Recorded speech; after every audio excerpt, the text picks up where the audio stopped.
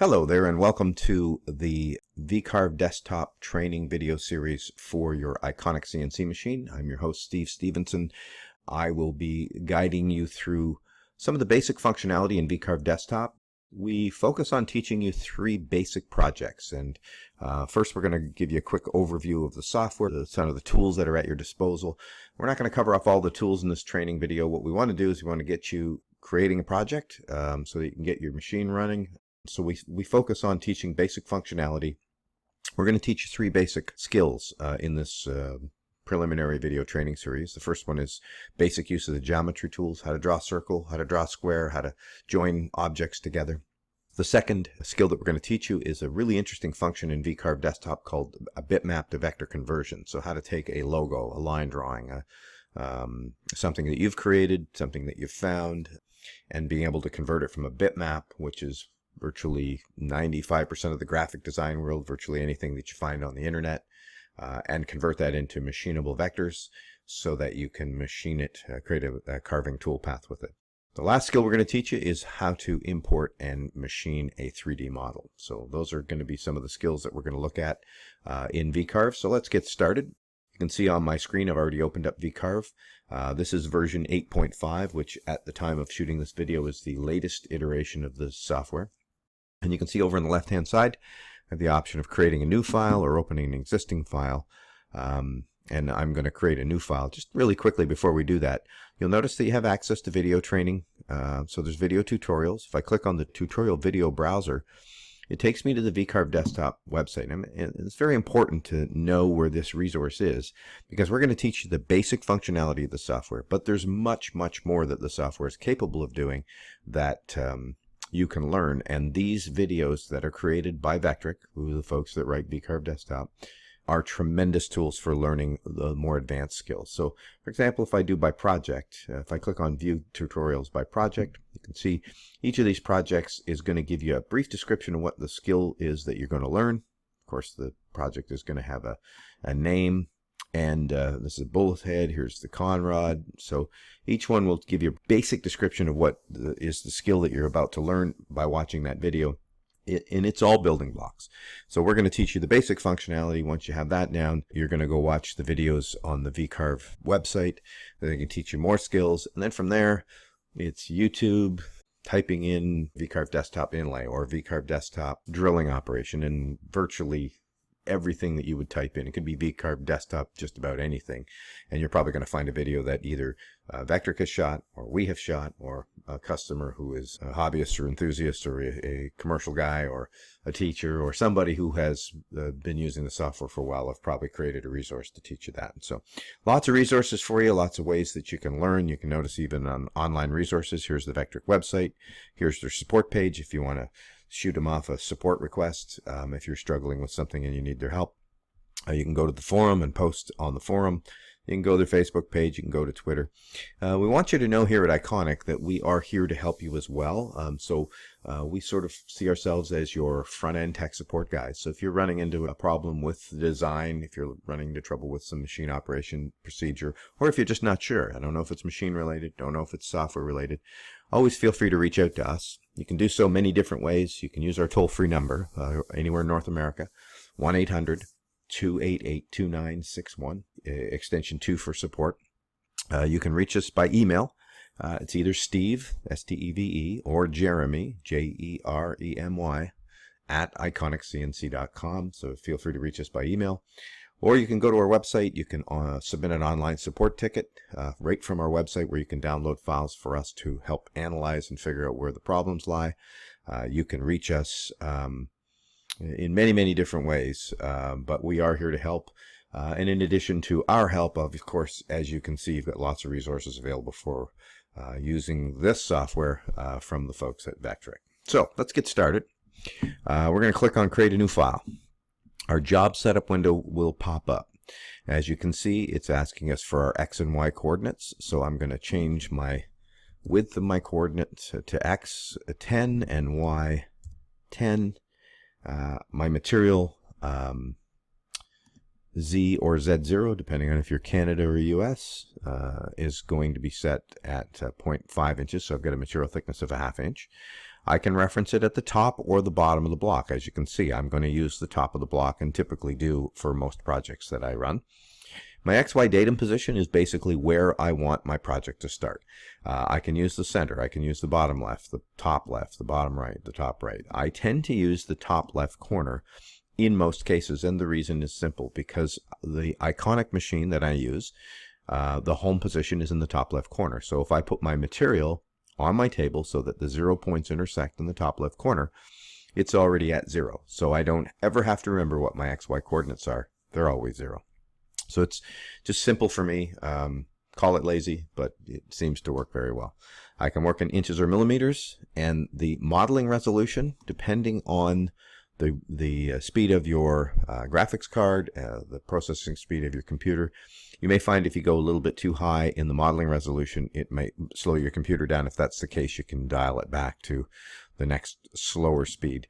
But the higher the resolution, of course, the better the 3D image is, or the preview is when you're looking at your model. And then, of course, I can change the substrate that my project will be viewed in the 3D preview to anything that I want. So I've got it set at Canadian Maple, but as you can see, you got lots of other choices as well. And we're going to click OK. And as you can see, there's our workspace in the middle. Our XY coordinates are intersecting at the top left corner. It's interesting to note that because we did that, all of our Y coordinates are negative numbers. -2, -4, -6. And that's because the intersecting point is sort of, because our 0, 0 is at top left corner. So it's basically just a simple graph. If I zoom out, you'll see if the 0, 0 is in the corner, then everything in the top left corner is plus plus, everything down here is plus minus, and minus minus, and so on. So there's our workspace. Now, you see that there are many different tools here.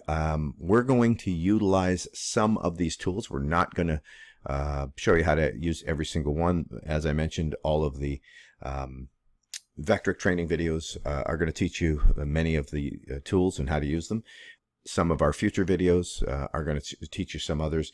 Right now, we're going to focus on the tools that we need to accomplish this specific project. So the first thing that we're going to do is we're going to go to the tool that says Create Rectangle. You'll notice as I move my cursor over any tool, you get a flyout window that tells you what that tool's about to do. So if you look at this tool, it's not too hard to figure out. It's going to draw a rectangle. So click on that. I have two options when it comes to drawing a rectangle. As you can see, I can set my X and Y coordinates using whatever anchor point I want. So I could start from the center, set my anchor point from there, and then put it anywhere on the grid that I want to set my reference point. I can use squared corners. I can use external radius corners. I can use internal radius corners for the corners of my project. In this case, I'm going to use an internal radius corner with a radius of 0.25 inches. And then I can set the size of this rectangle any size that I want. So I could type in all those coordinates, or the other option is very simply move over to my workspace, decide approximately where I want my rectangle to start, left click, drag my mouse, and then release my left click button, and then right click to complete the operation. And as you can see, when I right click, it puts that tool away, allows me to start to move on to the next portion of my project. And then I can come down here to, in the Transform Objects section, I can click on Align Selected Vectors. And you can see that one of the options is to align to the material. So if I click there, that gives me my rectangle perfectly centered. The next tool I'm going to use is a Draw Circle tool. Now, with the Draw Circle tool, again, same thing applies. I could set my center point wherever I want it to be. I can set my radius or diameter, whatever I want it to be. But in this case, I'm actually just going to come over here, and I'm just going to draw a circle approximately that size. And I'm going to right-click to complete it. And once again, I'm going to center it. So I've created this rectangle with inverted corners. I've created this circle. The next thing I want to do is I want to use this tool called Weld Selected Vectors. So the Weld tool, you can see that there are several tools that are sort of in that family, if you will.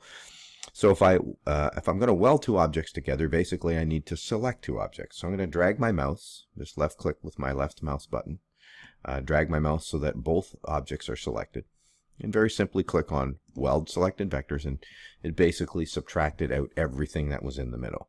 You see the other two tools here that are similar. One is called subtract vector. So if I use that, just to give you a quick example of it, if I subtracted one from the other, the order that I pick them in the subtraction operation does matter. And then the other option would be to keep the overlap, so only those portions that overlap those two. But in this case, what I wanted was this. So I've created this framework for my project. The next thing I'm going to do is I want to create some text in our project. So I come up here to our text tool, and you can see there's a couple of different options. I can draw text within a vector box, so I could actually create text within this box. I could create text, sorry, this is the one I'm looking for. I could wrap text along a curve. So if I wanted to create some text, then wrap it along a specific curve, I could do that. But all I'm concerned about is just drawing my text. So if I click on Draw Text, you can see that if I hit the drop down for under fonts, there are several hundred different fonts that I can choose from. Virtually every font that's on this computer is available to me. All I very simply have to do is select the font that I want, make it bold or italics, set the size that I want, type it in, and I'm good to go. So I'm going to just scroll down here, and I'm going to go find something like maybe Times New Roman, something fairly simple. I tend to stick with fairly simple fonts.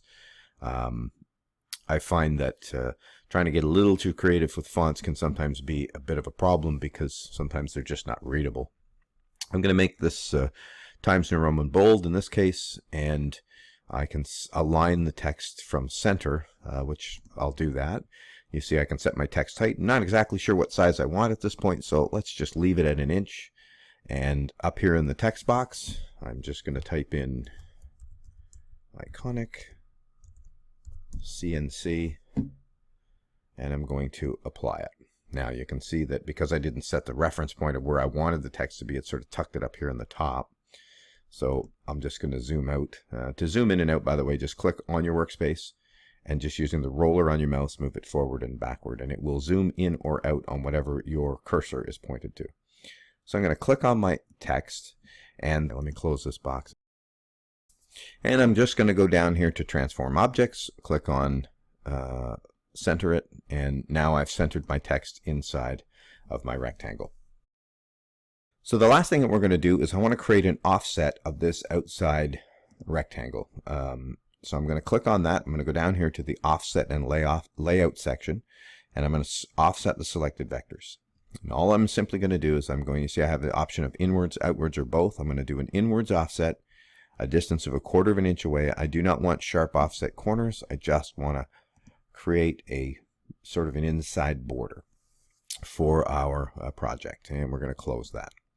So from a drawing perspective, this is all we were trying to accomplish. We wanted a line of text. We wanted to have these two borders around it. Now, you'll notice up until this point, we've not made any decisions in terms of what to do with this. All we've done is very simply created it, basically drew it in 2D, and now it's time to decide what to do in terms of machining strategy.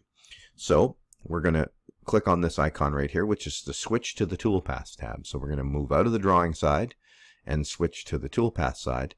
You'll notice that coming back over to this side, if we wanted to switch back, it's easily done. We just switched back to the drawing tab, so we can toggle back and forth. We can keep them both open at the same time, but I find it makes my workspace a little too constrained, a little bit too small. So from the Toolpath side, you can see that we have several different toolpathing strategies that we can implement. So what we're going to do is we're going to look at a couple different ones right now. The first one we want to look at is, it's called a V-carving toolpath. And let's just go down here and see this. You can see it says VCarve Engraving Toolpath. So I'm going to click on the VCarve Engraving Toolpath. And simply, when creating a toolpath, you're just going to answer the question. So it says, first from the beginning, it wants to know what the start depth is. Well, our material Z0 is at the top of the material, and certainly we want to machine off of that reference point. So our start depth is going to be 0. We have the option of creating a flat depth. In other words, we want to machine it only down to a specific distance, and at that point we want it to machine it flat. In this case, we're not going to create a flat depth. It asks us for what tool that we want to use. So by default, it's using a 90-degree V-bit. I'm just going to leave it at that, but as you can see, if I click select, I have a choice of many different tools. So we're just going to use the 90-degree V-bit.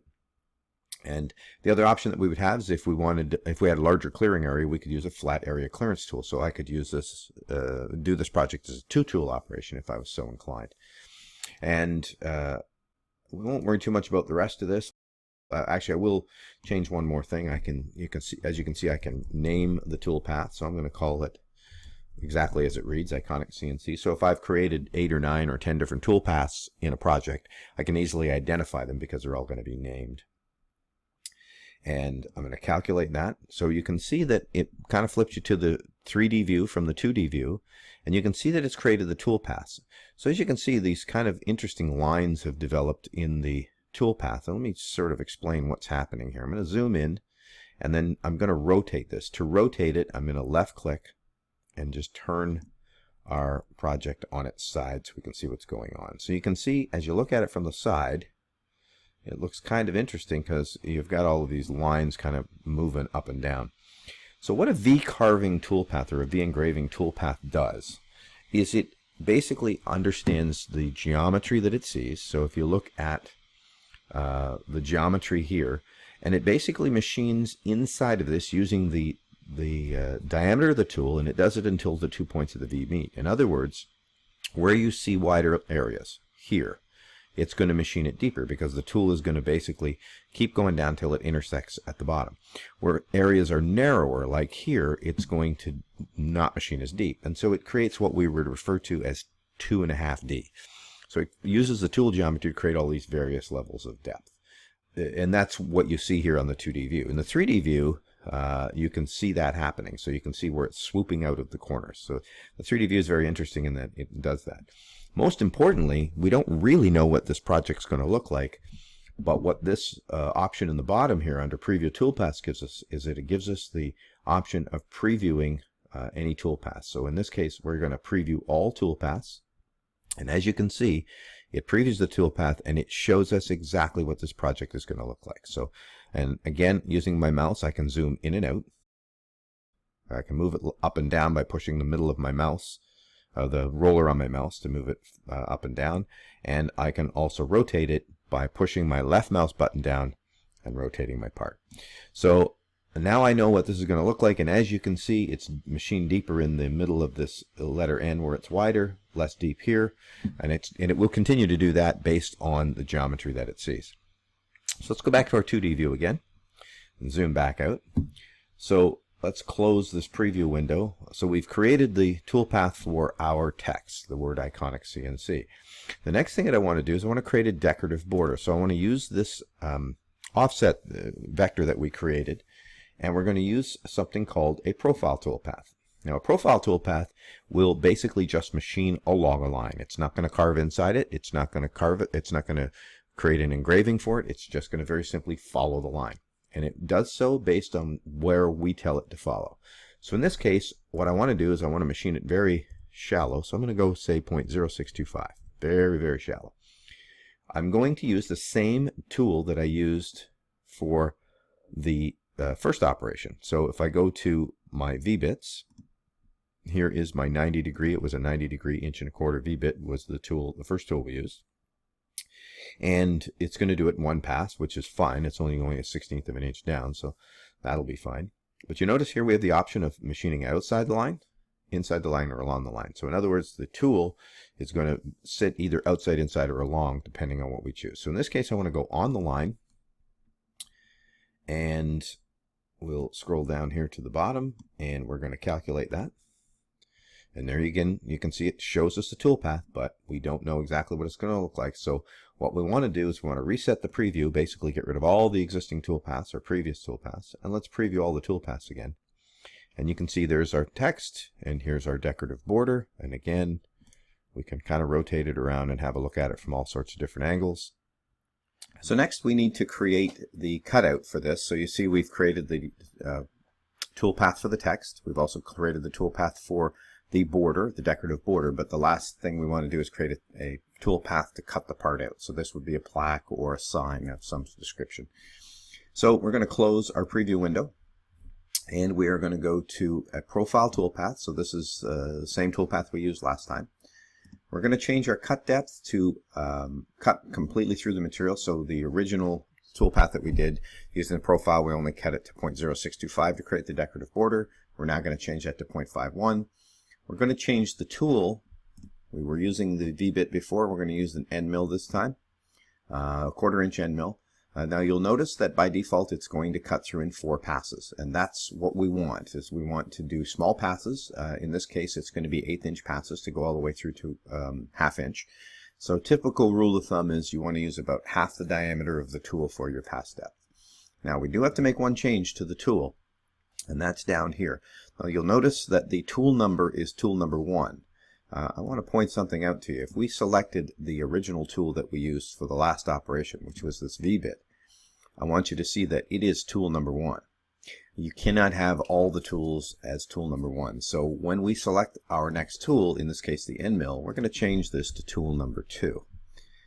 And the reason we are is because the machine needs to, when the machine recognizes these tools, it does so by tool numbers. It doesn't understand what exactly the geometry of the tool is, but it's going to identify tool number 1, tool number 2, and so on.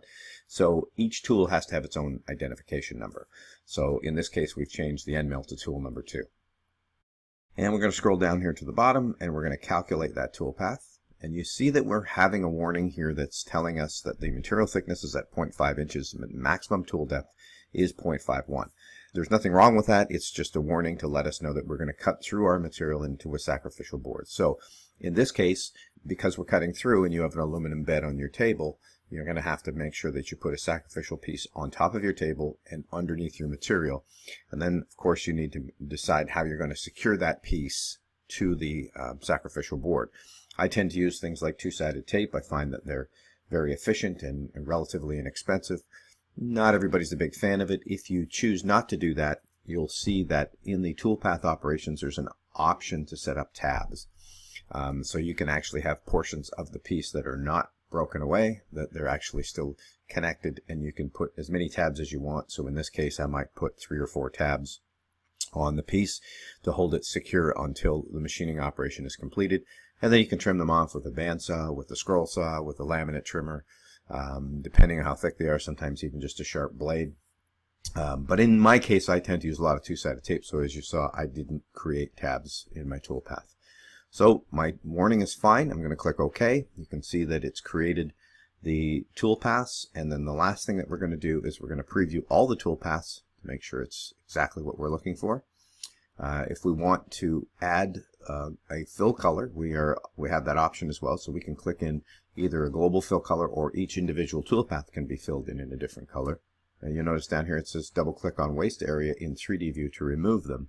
So if I wanted to get rid of the waste material by just double clicking on it, I now can view my piece, rotate it, zoom in and out to make sure it's exactly what I'm looking for. Once I'm satisfied that everything is as it should be, the last step in the operation is to save this toolpath. So we're going to close the preview window, go over here on the right hand side to save toolpath. You notice we have an option here to output all visible toolpaths to a single file. With the Iconic machine, since it recognizes tool changes, we're going to do just that. If we're using a general machine or an Oliver machine or some machine that doesn't have the ability to recognize tool changes, then we would not have that option checked off. We would have to save the toolpaths individually. But in this case, we can save them all to one file. You'll notice here the post processor is listed on my directory as GTECH ATC inch, and it outputs a .nc file. That is the appropriate post processor for the Iconic machine. You'll notice it doesn't say Iconic on it. GTECH is actually our manufacturer of our machine, and as of the time this video was shot, the post processor in the VCarve directory is actually listed under the name GTECH. By the time you listen to this video or watch this video, there may be a post processor in the directory called Iconic, and if there were, then you could select that. It would be the same thing, but in the absence of that, if you use the GTECH one, it is exactly the same, and it will work just fine. So I'm selecting the correct one. If yours says something differently, make sure you hit the drop down and change it to GTECH ATC. The good thing is, once you change it the first time, it's remembered. Every time after that, the software will remember that post processor. As you can see in my case, I've already selected it once, so when I open it up, it's already there. I'm going to select the toolpath list, so it's going to select all the toolpaths in my directory. If I didn't want one of them, I can uncheck them if I so desire, but in this case I want all of them. And then I'm going to click Save Toolpaths. And the question then becomes, where do I want to save the toolpath? Since I don't have a flash drive installed in my computer at this moment, I'm just going to save it to my desktop. I'm just going to call this file Iconic Sign and save it. And that will save it as an NC file, which I can put straight on the flash drive and take that flash drive to the machine. I do have the other option, which is to open up iPicture, which is also included with your machine. And iPicture gives me the option of converting that .nc file to a .gee file. The two files are absolutely identical. The only difference is that the G file, the .gee file, actually activates the border function on your Iconic CNC machine. So if you're concerned about that, you'll want to convert that file. If not, then just run the .nc file onto your flash drive straight to your machine. Both of them will cut exactly the same way. There is no difference between the two files. So that goes over the first operation that we wanted to teach, the basic use of the geometry tools. In the next video, we're going to cover what's called bitmap to vector conversion, where we're going to teach you how to take a logo, a line drawing, something that you find online, something that you may have created yourself, and convert it from its current format, which is a bitmap, into vectors, which will allow you to machine it. So I hope you've enjoyed this video. Hope it's been helpful, and happy carving.